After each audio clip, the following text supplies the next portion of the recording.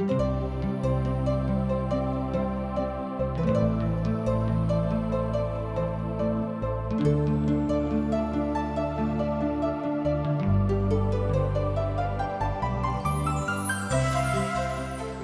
कहै छथि कि पापक मजूरी तऽ मृत्यु अछि, मुदा परमेश्वर के वचन हमरा प्रभु यीशु मसीह में अनंत जीवन अछि।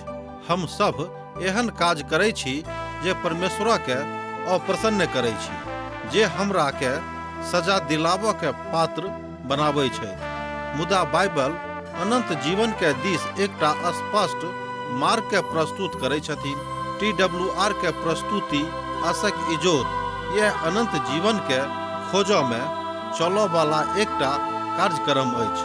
कृपया क देखू, सुनू, जाहिसँ परमेश्वर अहाँ के जीवन के मार्गदर्शक बनल रहे।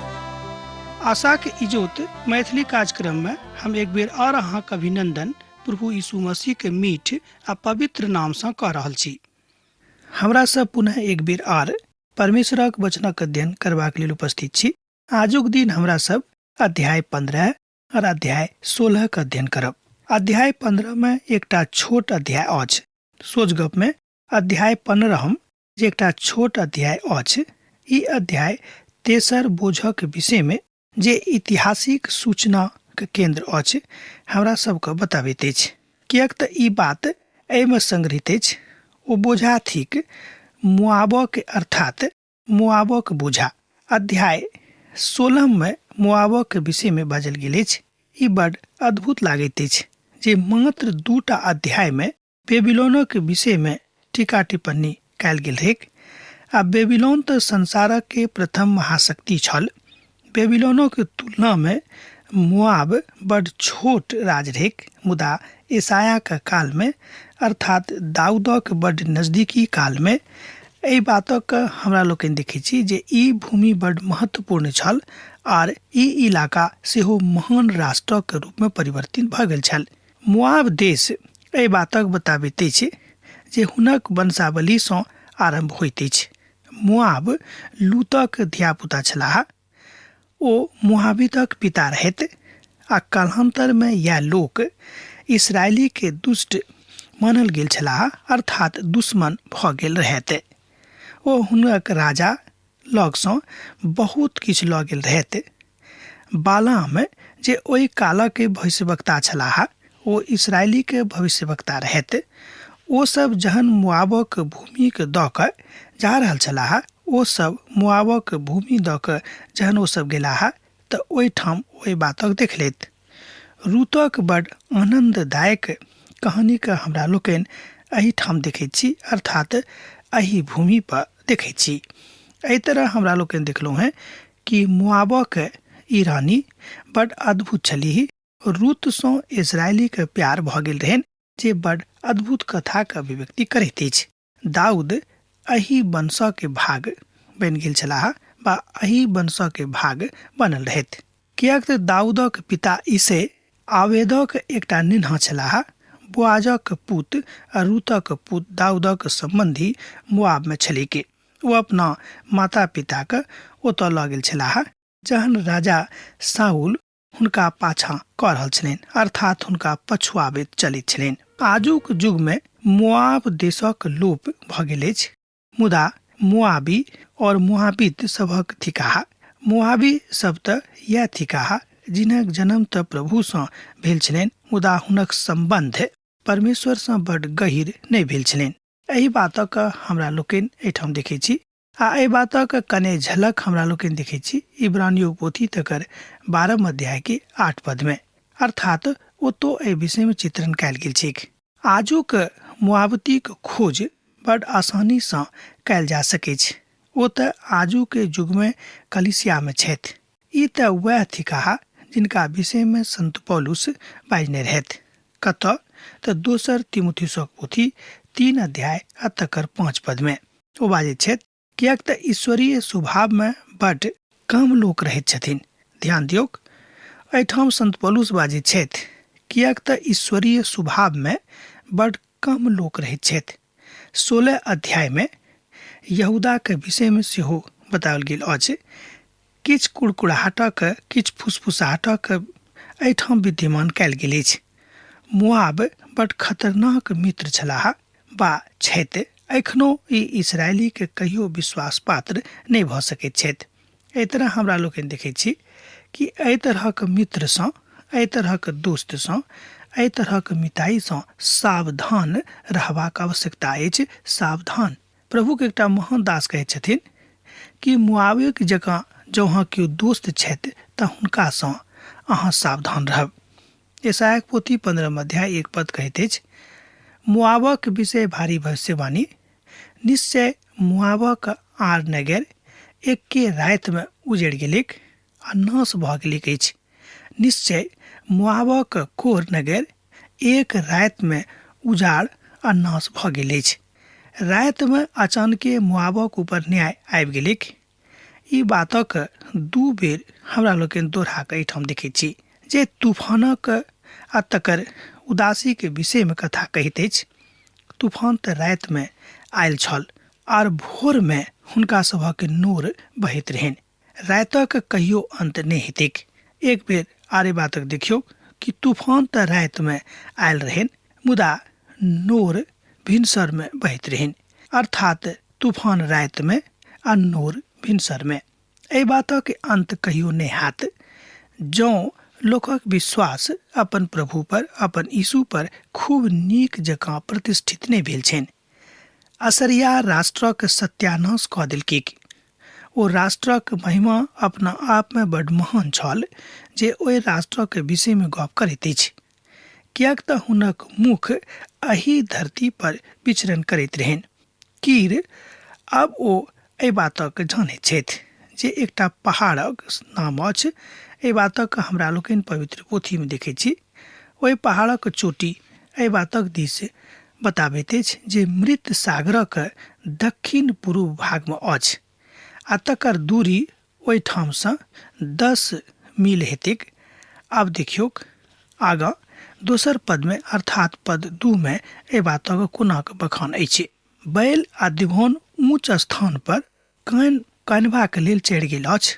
नबो और मेदाब के ऊपर मुहाब हाय हाय करैत अछि। ओहि सामक मुड़ मुड़ल आ सब गोटे के दाढ़ी मुड़ल छलनि। यशायाह पोथी 15 अध्याय तकर 2 पद के जँ पढ़बिक तऽ एहि बातक अहाँ ओतऽ देख सकैत छी। एहि पदमे बहुत स्थानक विषयमे बतायल गेल अछि। हमरा लोकनि एहिठाम बहुत स्थानक विषयमे देखलहुँ हेँ। 2-4 टा बतावल गेल अछि। ओहिठाम जाकऽ हुनका सभक स्थिति कोन तरहक भऽ गेल रहनि बाजैत अछि, अर्थात ओहि शब्दक वास्तविक अर्थ की अछि। एकर घोर आत्मिक अर्थ अछि, बहुत गंभीर आत्मिक अर्थ अछि। आ ई शब्द चमकऽवला बातक दिस इशारा करैत अछि जे प्रभुक मंदिरमे जँ अहाँ रहब तऽ अहाँक जिंदगी चमकत, आर जँ अहाँ प्रभुक मंदिरमे नहि रहब तऽ अहाँक जिंदगी नहि चमकत। सोझ गपमे चारो दिससँ एही बातक इशारा भऽ रहल अछि। ओ एहि भूमिके रहेक दिबोन एकटा नगर छल जे यरदन नदी के पूर्वी दिशामे छलैक, जतऽ मुआवती पाथर पावल गेल छल। निबोत एकटा पहाड़क नाम अछि जतऽसँ मूसा वाचाक भूमि पर अर्थात वाचाक भूमि पर देखने छलाह। अब तऽ अहाँके स्मरण भऽ गेल होइते। मेदाब एकटा नगर छल जे रूबेनसँ संबंध राखैत अछि। यहोशूक पोथी तकर 13 अध्याय तकर 16 पद एहि बातक अभिव्यक्ति कऽ दैत अछि। लिख लिअ यहोशूक पोथी 13 अध्याय तकर 16 पद। अहाँ एहि पदक पढ़ि कऽ एहि बातक स्पष्टताक साथ और बुझि सकैत छी। ई सबटा नगरक गाम यशायाहक कालमे मुआबमे छलैक। ओ सब नष्ट हुअ जा रहल छलैक। एना तऽ मुआबी सब परमेश्वरक चिन्हबाक इच्छा राखैत छलाह। ओ हेदाक मंदिरमे अपन कालमे बिताबैत छलाह जे ओहि कालक अन्य देवताक समर्थित छल। एहिठाम हमरा लोकनि देखैत छी कि एहि तरहक लोकक कमी हुनको कालमे अर्थात यशायाहक कालमे नहि छलैक, आजुक युगमे नहि छैक। लोग अपना अपना दिससँ अपना अपना मानसिकताक आधार पर ईश्वर के निर्माण कऽ दैत छथि। ई कतेक गंभीर बात अछि। कहियो सोचि कऽ देखबै, मनुख अपना मोनसँ अपना हिसाबसँ देवताके गढ़ि दैत छथिन, मुदा ओ कहैत छलाह जे ओ जीवित परमेश्वरक आराधना आ सच्चा परमेश्वरक आराधना करैत रहथि। एहि बातक सेहो ओ सब कहै छलखिन, मुदा सत अर्थमे ई बात नहि रहेक। कियाक तऽ जे सत्यमे परमेश्वर छथि ओ तऽ आरम्भेसँ अर्थात युगक आरम्भेसँ प्रकट छथिन। सड़क सब परक लोक टाट पहिरने छथि, छत पर आ चौक सब पर सब केओ नोर बहाबैत हाय हाय करैत छथि। हमरा लोकनि एहिठाम देखैत छी मोआब नगरी के नाशक अवस्था का। अध्याय भेल 15 पद भेल 3। प्रभुक दास कहैत छथि, जहन हम आमान जोर्डन छलहुँ हैं हमरा बड्ड गुदगुदाबऽ वाला अनुभव भेल। ई तऽ बड्ड विचित्र स्थान अछि। अखन तऽ ई भूमि पर कतऽ अछि से बतौनाइ बड्ड मुश्किल, मुदा ओहि कालमे छलैक। मुदा एसायाक कालमे ई बड्ड धनिक प्रदेश छल आ बड्ड कादेश छल। आ हुनका सभक मोनमे विचार आयल जे ओ एखनो परमेश्वरक न्याय एहि धरती पर अछि। जहन ई घटना हुनका सभक जिंदगीमे घटलनि तऽ ओ बुझि गेलाह कि परमेश्वर एखनो एहि धरती पर विद्यमान छथि। श्रोता मित्र, हमरा सभक सावधान भऽ जेबाक अछि कि परमेश्वर एखनो एहि धरती पर विद्यमान छथि। तकरा बाद ओ सब सहानुभूतिक बाट खोजनाइ आरंभ कऽ देलनि। मोआबक ऊपर न्याय बड्ड गंभीर छल। एहि बातसँ एसायाक आँखिमे नोर सेहो आबि गेल रहनि। एक बेर आर ध्यान दियौ एहि बातक ऊपर कि मोआबक ऊपर न्याय बड्ड गंभीर छल। एहि बातसँ एसायाक आँखिमे नोर सेहो आबि गेल रहनि। हमर मोनमे मोआबक लेल दोहाई दैत अछि। ओकर रईस सोर और सलत शर्मिलिया एठाम धरती परक लोकक हमरा लोकनि देखैत छी, देखल जा सकै छै। देखियौक एहि बातक देख कऽ एसायाक मोनमे बड्ड तकलीफ भेलनि। देखियौक लुहितक चढ़ाई पर ओ कन्हैक चढ़ायल जा सकैत अछि। सुनियौक हेरोनेमक बचाबियौक ओ नाश होयबाक हल्ला मचा रहल छथि। जँ अहाँ पद 5 के पढ़बै तऽ बातक अहाँ सत्यापित कऽ सकैत छी कि एसायाक आँखिमे नोर आबि गेल रहनि, कियाक तऽ परमेश्वरक न्यायके देख कऽ हुनक मोन अकचका गेल रहनि। एना तऽ मोआब इसराइली के दुश्मन रहथि, मुदा एसाया के हृदय हुनका लेल सहानुभूति में रहनि, अर्थात हुनक हृदय में हुनका सभक प्रति सहानुभूति रहनि। जे दयालु हृदय रहैत अछि, जे कृपालु हृदय रहैत अछि, हुनक हृदय सहानुभूतिसँ भरि जाइत अछि। जँ ओ दुश्मनोक मुअल देखैत छथि तऽ हुनक मोन आ हुनक आँखि भरि जाइत छनि। यह बातक हमरा लोकनि एहिठाम एसाया के जिंदगीसँ देखैत छी। जेनाकि आजुक युगमे मनुखक पापक बादो परमेश्वर अपन दयाक करुणाक हुनका ऊपर देबाक लेल तैयार छथि, ओही बातक एहिठाम बतावल जा रहल अछि। हुनका सभक लेल तैयार छथि। परमेश्वर एक बादो मनुखसँ प्यार करैत छथिन, मुदा हुनका फेर अनबाक लेल कोशिशमे छथि कि हमर धिया पुता हमरा लग आबेके। ई बड्ड सामान्य भऽ जाइत अछि। बाँकीक अध्याय ओही बातक स्पष्टीकरण करैत अछि जे हुनका ओहि ठामक विषयमे बतौने छथि। प्रभुक न्याय और एसायाक भविष्यवाणी मोआब देशों पूरा भेले के एहि बातक हमरा लोकनि एहिठाम एहि अध्यायमे एहि पोथीमे देखैत छी। अब हमरा सब आगाँ 16 अध्यायमे प्रवेश करब आ देखब कि आगाँ कोना परमेश्वर हुनका सभक जिंदगीमे काज करैत छथि। अध्याय 16 के आरंभ परमेश्वरक दयासँ होइत अछि। ओ मोआबी लोकक लेल एखनो छथि। जंगलक दिसक सेला नगरसँ सियोनक एकटा बेटी के पहाड़ पर देशक हाकिमक लेल भेड़ाक नेन्हक ओ पठाबियौक। एहि बातक हमरा लोकनि एहिठाम 16 अध्याय के 1 पद में देखलहुँ हैं। मोआबसँ इसराइल में एकटा भेड़ाक पठेबाक रहनि, जाहिसँ वेदी पर हुनक बलिदानक चढ़ावल जायक। ई तऽ एकटा पशु बलि छल, मुदा ई बात प्रभु यीशु मसीह के बलिदानक दिस इशारा करैत अछि। सोझ गप में संपूर्ण मनुख जाति के बलिदानक लेल प्रभु यीशु मसीह एहि संसार में अबैया छथि। एहि बातक भविष्यवाणी सेहो एहिठाम हमरा लोकनि 16 अध्याय के 1 पद में देखैत छी। ओ परमेश्वरक मेमना छलाह, ओ परमेश्वरक भेड़ा छलाह। ओ परमेश्वरक मेमना बनि कऽ हमरा सभक सन्मुख में संसार में आयल रहथि। यह बात प्रभु यीशु मसीह के दिससँ हमरा लोकनि सीखैत छी। देखियौ परमेश्वरक मेमना आबि रहल छथि जे संसारक पापक हरि लैत छथि। एहि बातक हमरा लोकनि यूहन्नाक पोथी तकर 1 अध्याय आ तकर 29 पद में देखैत छी। दोसर गप में यूहन्ना रचित सुसमाचार 1 अध्याय 29 पद में। जो वो मेमना के पटा देता है, अर्थात जो वो मेमना के अपन प्रेम में आइन का, अर्थात अपना भक्ति में आइन का हुनका अपना संगति में लो आनथिन तो हुनक उद्धार भ जेतैन। परमेश्वर के चिन्ह यह छै कि वो अहाँ से प्रेम राखे छथि, मुदा अहूँ का अपना दिस से पहल करऽ पड़त, अन्यथा ई काज सफल नहीं हैत। एहिठाम पठावल गेल ओहि बातक हमरा लोकनि उच्चाधिकार में देखै छी। महिमा के बाचा के विषय में एठाम बतावल गेल अछि, कियाक त यशाया अपन पोथी में प्रभु यीशु मसीह के सब गतिविधि के, अर्थात हुनक जिंदगी के सबटा बातक सबटा घटना के बतेबाक प्रयास अछि। तै एहि पोथी के 5म सुसमाचारक संज्ञा सेहो भेटल छनि। यहाँ एहि बातक एहि पद के बड़ गंभीरता के साथ लेबाक आवश्यकता थी। ई बड़ पैघ गप छल। मोआबक बेटी सब अर्नोनो के घाट पर चढ़ायल खेता के चिड़िया के जकाँ और आकोरक भटकल धिया पुता के जकाँ अछि। एहि बातक हमरा लोकनि पद 2 में देखे छी, अध्याय भेल 16। एहिठाम हमरा लोकनि देखे छी कि परमेश्वर जतऽ विद्यमान छथि, परमेश्वर जतऽ लोकक दिस ध्यान राखैत छथि, वही ठाम प्रभु के खरिहान बनैत छनि। ओहि छोट नदी अर्नोनो के हम पढ़ा गेल छी।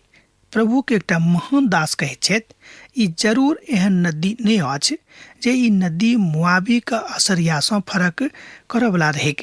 ओ सब केओ ओतऽ लऽ जाबऽ वाला छलाह, बा अर्थात ओ सब ओतऽ लऽ जाबल गेल छलाह। तहन दया सँ कर गेल, अर्थात तहन दया के संगे एकटा सिंहासन के स्थिर कैल जायत, और तकरा ऊपर दाऊदक तंबू में सच्चाई के साथ एक विराजमान होता, जे सोच विचारक, अर्थात जे सोच विचार क सच्चा न्याय करता है और धर्मक काजक लऽ कऽ तत्पर रहता है। एहि बातक हमरा लोकनि एहिठाम देखै छी यशाया पोथी तकर 16 अध्याय तकर 5 पद में। एहि तरह हमरा लोकनि पाबै छी कि प्रभु न्याय करता है। प्रभु यीशु मसीह सर्वोच्च न्यायी बन कऽ एहि संसार में अबैया छथि। अब तो हाँ देखने होबे कि जय बातक हमरा लोकनि 13 अध्याय धरि देखने छलहुँ हैं। अचानक आबि कऽ ओ विषय वस्तु एठाम 14 अध्याय के बाद चेंज भ जाइत अछि, परिवर्तित भ जाइत अछि।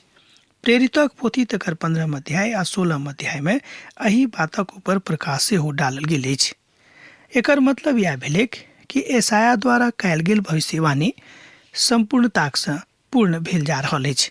याकूब मिलाप वाला तंबू के विषय में हमरा लोकनि देखै छी, दाऊदक तंबू के विषय में हमरा लोकनि देखै छी, दाऊदक तंबू खसि गेल अछि, नीचा खसि गेल अछि, मुदा तकरा बाद परमेश्वरक हमरा लोकनि देखै छी जे गैर इस्राएली प्रभु के मंदिर बनेबा के विषय में कहै छथि। ओ पुनः आबि कऽ दाऊदक तंबू के बनौता आ यशाया एहि बातक भविष्यवाणी एहिठाम कऽ रहल छथि। एहि बातक कथा एहिठाम बड़ गंभीरता के साथ बतावल जा रहल अछि। हम मोआब के घमंड के विषय में सुनलहुँ हैं जे ओ अत्यंत सुननिहार छथि, अभिमानी रहथि। हुनक अभिमान और घमंड आ तामझक संबंध सेहो सुनलहुँ हैं, मुदा हुनक बड़का बोल व्यर्थ अछि। एहि बातक अहाँ एहिठाम पद 6 में देख सकै छी। हमरा संगे एक बेर देखियौ 16 अध्याय के 6 पद के। हम मोआब के घमंड के विषय में सुनलहुँ हैं जे वो अत्यंत अभिमानी रहत। हुनक अभिमान और घमंड आ तामसक संबंध में सेहो सुनलहुँ हैं, मुदा हुनक बड़का बोल व्यर्थ भ गेलनि। एहि बातक हमरा लोकनि एहिठाम पद 6 में देखै छी। अध्याय भेल 16, पोथी के नाम भेल यशाया। मोआबक ऊपर दंडक कारण हुनक घमंड खत्म भ गेलनि, कियाक त ओ सब परमेश्वरक दया के प्रस्ताव के अस्वीकार क देने रहथि। हमर मित्रवर, जो हमरा सब परमेश्वर के दया के प्रस्ताव का स्वीकार नहीं करबे, ठुकरा देवे, त परमेश्वर के प्रेम से निश्चय हमरा लोकनि एमर उमर भ जाए, वंचित भ जाए। जेना कि प्रभु हन्ना के संगे दया केने रहथि, जेना कि प्रभु दाऊदक संगे दया केने छलाह, जेना कि प्रभु रूत के ऊपर दया केने रहथि, वह प्रभु आजुओ के युग में छथि, ओ कहियो मुअल नहीं छथि। तहन वह प्रभु अहाँ के शोर पारि के बजा रहल छथि कि हे धिया पुता, हमरा लग चलि आउ और हमर धार्मिकता के स्वीकार करू। एहिठाम एकटा बात हम और स्पष्ट करऽ चाहै छी कि एहिठाम धार्मिकताक अर्थ कोनो खास विशेष वर्ग सँ नहीं थिक। ई बात ईश्वरीय प्रेम के द्योतक थिक जे प्रभु यीशु मसीह सँ संबंधित अछि। कियाक तऽ बहुत बेर लोग पढ़लो लिखल लोग एहि बातक कने अन्यथा सँ लऽ लैत छथि। हम बहुत बेर सुनलहुँ हैं 3 बरखक अंदर में न्यायक पूरा भेनाइ, एहि बातक हमरा लोकनि एहि पोथी में देखै छी। एहि बातक हमरा सब एहिठाम पद 13 और पद 14 में देख सकलहुँ हैं। जो अहाँक लग पवित्र पोथी बाइबिल अछि, जो अहाँक लग पवित्र पोथी बाइबिल अछि तऽ ओतऽ अहाँ एहि बातक देख सकलहुँ हैं। यह ओ कथा अछि जाहि बातक यहोवा एहि सँ पूर्व मोआबक विषय में बाजने रहथि। एक बेर ध्यान दियौ, यह ओ कथा अछि जाहि बातक यहोवा एहि सँ पूर्व मोआबक विषय में बाजने रहथि। मुदा यहोवा एना बाजने छथि जे मजदूरक बरखक जकाँ 3 बरख में अंदर में मोआबक वैभव, हुनक भीड़ भाड़ सब किछु तुच्छ ठहरतिक, आ जे घोड़ा सब बचि जायत ओकरा लग में कोनो बल नहीं बढ़ि जेतिक। ए बातक अहाँ एहिठाम पद 13 आ पद 14 में देख सकलहुँ हैं। हमरा संगे और एक बेर देखियो पद के, पद 13 के और पद 14 के। यह ओ कथा अछि जाहि बातक यहोवा एहि सँ पूर्व मोआबक विषय में बाजने रहथि। मुदा यहोवा एना बाजने छथि जे मजदूरक बरखक जकाँ 3 बरख में अंदर में मोआबक वैभव, हुनक भीड़ भाड़ सब किछु तुच्छ ठहरतिक, आ जे घोड़ा सब बचि जेतनि ओकरा लग में कोनो बल नहीं रहतिक। एहि बातक हमरा लोकनि पद 13 आ पद 14 में देखलहुँ हैं यशायाक पोथी 16 अध्याय में। आ जहन परमेश्वर राष्ट्रक संगे कथा कऽ रहल छथि तहन राष्ट्र के एहि बातक बड़ गंभीरता सँ लेबाक अछि, एहि बातक बड़ गंभीरता सँ प्रयोग करबाक अछि कि हम कतऽ ठाढ़ छी और कोना के चलि रहल छी। एहि बातक आजुक युग में जे कलीसिया अछि, मसीह कलीसिया विशेष कऽ के, अर्थात प्रभु यीशु मसीह के माने वाला भीड़ ओहि बातक बता रहल छथि। परमेश्वरक न्याय एहि तरह हमरा लोकनि होइत देखै छी जेना कि लूसीफरक संगे अर्थात शैतानक संगे भेल रहनि। आब हम सोचै छी जे आजुक अध्ययन हम एहिठाम समाप्त करी, कियाक तऽ अहाँ सँ विदा होय के हमर बेरा भऽ रहल अछि। हमरा एहिठाम पाती लिखैत रहब, हमरा बिसरायब नहि। प्रभु यीशु मसीह के नेह अहाँक जिंदगी में बनल रहेक। आमीन। हमर विश्वास अछि कि ई कार्यक्रम अहाँके लेल लाभदायक सिद्ध अछि। हम चाहै छी कि अहाँ अपन आशीषके हमरा संग साझा करू। जँ अहाँ के नजीक बाइबल सँ आ जीवनसँ संबंधित कोनो प्रकारके प्रश्न भऽ सकै अछि तऽ अपन समस्याके लेल प्रार्थना करबाके लेल जँ चाहै छी तऽ हमरा फोन नंबर पर जरूर संपर्क कऽ सकै छी। परमेश्वर अहाँ सबके लेल एकटा सुंदर, सुखद, आनंदित दिन प्रदान करै।